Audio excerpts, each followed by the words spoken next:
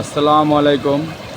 Hello guys, আমরা এখানে আছি কাঞ্চনপুর হালোপাড়া গ্রামে, যেখানে বর্ষার জোয়ারে পানি নেমে আসছে।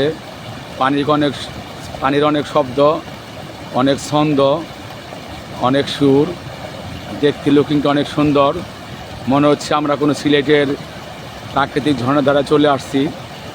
যেরকম আমরা জাফলং এবং বিভিন্ন পার্কে যেসব ঝর্ণা দেখে থাকি, সেরকম ঝর্ণার মতোই পানি নামতেছে, অনেক শব্দ, অনেক সুন্দর দৃশ্যটি। আমাদের সাথে রয়েছেন আরও বেশ কিছু লোক। আমি কথা বলছি রুহুল আমিন খান, এবং আমাদের সাথে আরও রয়েছেন কি যেন ভাইয়ের নামটা যেন কি,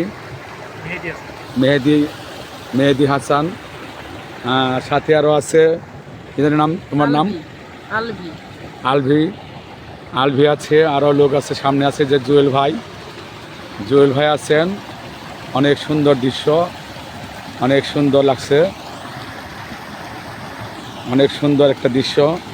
কৃষকের জমি ভেঙে যাচ্ছে পানির দাপটে। কথায় বলে যে নদীর পানি বাঁধ মানে না, এখানেও ঠিক তেমনিভাবে ফসলের জমি ভেঙে পানির ঝর্ণা সৃষ্টি হয়েছে, সুন্দর পানি বেরোচ্ছে। সবাইকে অশেষ ধন্যবাদ।